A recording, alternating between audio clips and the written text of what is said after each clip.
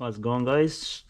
Here we are again doing another unboxing video, this time on that Amazon special that some people hate and some people love. It is the recently released Olight PLX. Pretty interesting concept or approach they took here. It has a throw about 300 meters, max lumen of 1200. It's a dual beam light, so looking at the videos that they released, and I'm sure you guys already know the specs. Let's go on with the unboxing part, and I'm going to be testing it on two different firearms. I'm probably going to put it on my Walther, as I already have the Olight here. So, you know, a lot of people clown on Olight, Osight, both the same thing. They do like to clown on them as being the cheap Chinese brand, but y'all gotta remember that every company started somewhere. Some of you may or may not remember that Holosun was at one point in the optic world the Osight. They were once in their same shoes, and now everyone swears by Olight. So you gotta give these people credit. In all fairness, this here is my second Olight. I did have their Valkyrie. Is it PL? I think it's what it is.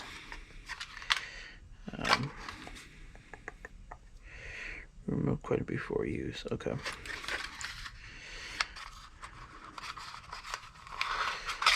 And it has done fine with me. That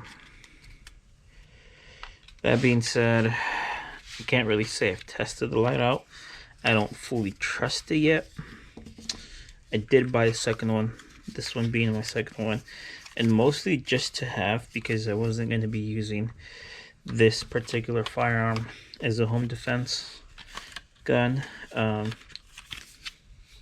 just because it is a fairly newer firearm that was added to the roster, and that requires, there's the instructions, by the way. Wonder if they include some stickers in here. I like the stickers. Just all the instructions. Pretty straightforward.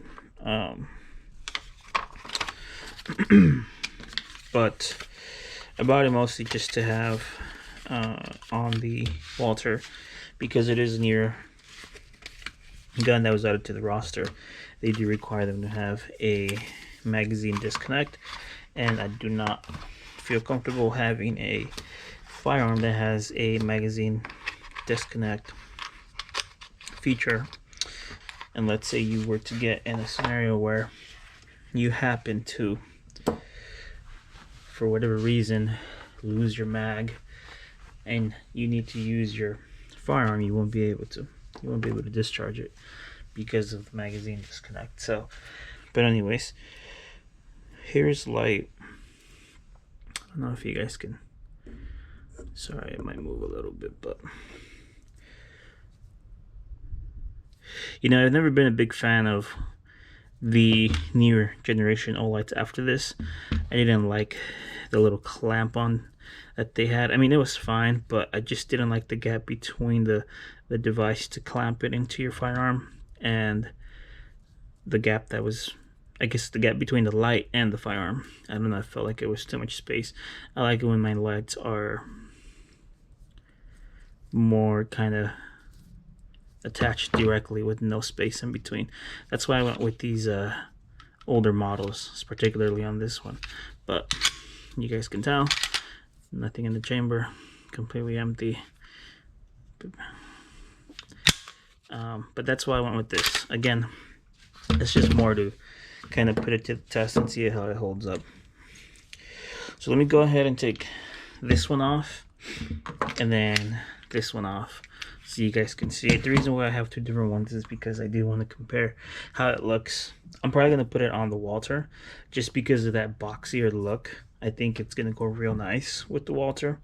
Walthers, I feel like, have a really boxy overall slide and feel to them.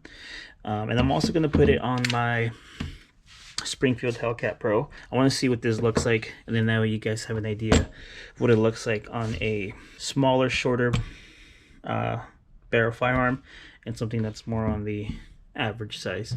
Full size, I'm sure you guys are going to know what it looks like. So let me go ahead and swap these out, and then I'll give you guys a look. Alright guys, so I went ahead and removed both lights that I originally had on there. I had the TLR7X and the old Olight PL or Valkyrie PL Turbo. Now, with this new one, it does come with the 1913 Picatinny already installed. It's a similar mounting system to their older ones, where you can adjust the length to how far forward or how far back you want to put it. It's pretty tactile, so I'll probably just keep it at the very far end. Luckily, this Walther already has that 1913 Picatinny style rail, so it'll be easy to mount. I don't have to swap it out for the Glock rail. Oh, that's interesting. Can you guys hear that? It's actually very tactile when you go to install this light. And that makes sense. It has a little rivet there. I don't know that the camera can pick it up, but that rivet there is what clicks or goes around the screw, and it makes you, it's very tactile. Like you can hear it, but you can also feel it. It's clearly, yeah, that's cool. It's a nice little feature. Kind of reminds me of like turret caps on the LPVO or scope. But that's what it looks like. I figured it would complement the Walther. Let's see if you guys can I figured it would complement the Walther just because it does have that boxy look to it. I don't know how I feel about it. It does look like a box just because of all the sharp edges. Now, if you want to, it does sit pretty flush with the barrel. You could technically push it forward. Let me see. There we go. There you go. So if you want to bring it out a little more, have some more overhang, you can. Just kind of go down the different options. That's as far as it goes, but then you do have a gap right here. Some people are okay with that, some people are not. Otherwise, just run it all the way back. If you want just a little bit, you can go maybe that much. You have some overhang. Just personal preference. I like that. That's one thing I do like about the Olights versus, let's say, the TLR. You can technically swap out. Although I don't remember if this one you can swap out, but I know some of the TLRs, they do come with different mounts, but they're fixed to whatever measurements or whatever length they chose, where this is adjustable. And that's one thing I really like about the Olights. This is why I keep going back to I mean, I only have two of these, but why I got this one, because that's a cool feature that I wish more companies would do. So let me swap out the light. As you guys already know, features on this, it has a spotlight and a floodlight. You switch in between flood and spotlight. If you switch between the spotlight or the floodlight, you're gonna then have a high and a low end. So for the floodlight, the high end is 1200 lumens and the low end is 300 lumens. And I think this is, for some of you who don't know, because I'm looking at the manual here, I think this is like all the other Olights that they run on the high end for so many minutes before they slowly, yeah, I think that's what's happening. So if you look at the manual, on the high end, you're at 900 lumens. After 5 minutes, it goes down to 44% of those 900 lumens. It says on the low end, it'll last you the whole 2 hours and 25 minutes at the low end, which is 200 lumens. So It's always interesting that they do that. I think Olight's the only one who does that. I could be wrong because I don't think the TLRs do that. I think they stay at a consistent lumen, but your battery will probably die sooner. It's what my guess is. Same thing with the full lights. At 100%, you're gonna have 1200 lumens for about 5 minutes. Then it's gonna drop down to 42%. And then you can run it at 42% of 1200 for 40 minutes, and after those 40 minutes you're down to 25%, which you'll be able to run it for another 4 minutes. If you run it on the floodlights at the low end, you can run at 300 lumens the entire battery life, and it's around 2 hours. Some people may think that's a good thing, some people may think it's a bad thing. Now, as I mentioned, this has a 1913 rail, so I won't be able to mount it on the Hellcat. So let me swap out the screws real quick. Let me get that tool. So this is their tool they give you for you to mount it. Let me remove the screw on here, and then I'll put in the Glock rail. So this one, this like thinner one, is your Glock rail. It comes with the 1913 on there. Oh wait, this is cool. Okay, so I took the screw out, and it has these kind of like these lugs there that go, if you look at the bottom of the rail, they go in these cutouts, and it kind of keeps it in place. So just little things like that. I mean, that's pretty cool, the fact that they thought about that. And the reason why it's on both sides is because you can reverse it, so you could mount it whatever way you want. So that's pretty cool. It just gives you more customization to set it to fit your needs. So that is one of the things that I like about Olight. I know people hate on them. Most people are going to tell you to stay away from them, to just get a Streamlight. Everyone will say Surefire, but not everyone has the budget for a Surefire. And honestly, I have the budget for Surefires. I have 3 of them. But I don't know, man. Like, I'm always curious, like, how bad are these things? Like, is it really that bad, you know? Or is it just people clowning on them? Because I get that they maybe weren't the best in the beginning, but they're only getting better. Technology is advancing. Nobody else has a floodlight and spotlight light out there right now. Not that I know of. But that's what it looks like on the Hellcat. It does stick out a little more than the 7X. I think the 7X goes to like back here, so it sticks out just a tad bit more. It does look like a pretty chunky light even on the Hellcat Pro. I can tell you that it's definitely heavier than this. I'm gonna have to weigh it and see how much heavier it is, because that feels like tip heavy right away. Like I can feel that. And I will tell you, personally myself, one of the things I do consider when choosing a light is the weight, because I do believe in weight reducing recoil, especially on a gun like this, the Hellcat, which is a snappy firearm, but not like a bad snappy. It's just, it returns to 0 pretty well. But oh yeah, this is definitely heavier. It is chunkier. I mean, when you put it next to it, you can tell that it's a chunkier unit. And this is definitely heavier. I'm gonna have to weigh and see how much the difference is. Yeah, I think I'll keep it on the Walther for now. I do like how that looks. It's boxy. It's definitely boxy, but I personally don't mind it. Alright guys, so I'm gonna make a video and show you guys what I meant by that. It has, depending on whether you're on the floodlight or the spotlight, there's a high end and there's a low end to each setting. So let me go ahead and show you guys. I'm gonna turn you guys around. It's going to be dark for now, but I just want you guys to get an idea of what I meant by there's a high end and a low end. So we'll go ahead and start with the floodlight, and I actually had to record this twice because I did realize that, maybe I'll go over that in a bit, but let's go ahead and start with the floodlight.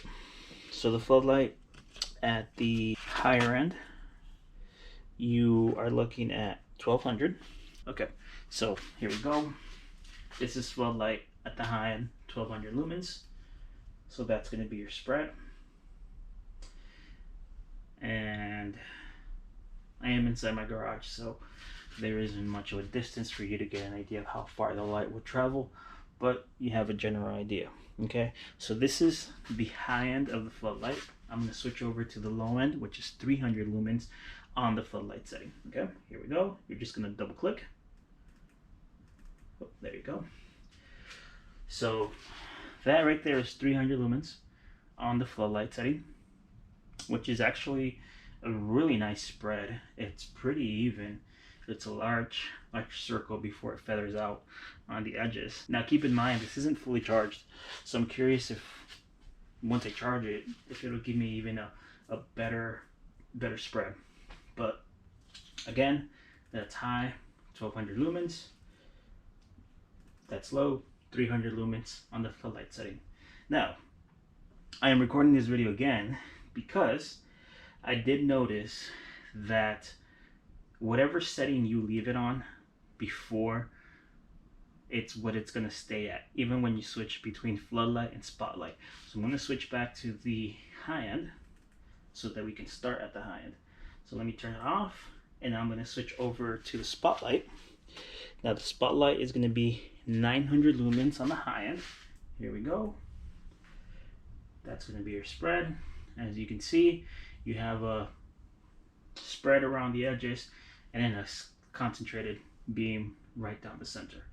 So that's going to be on the high end. I'm going to go ahead and switch over to the low end, which is 200 lumens.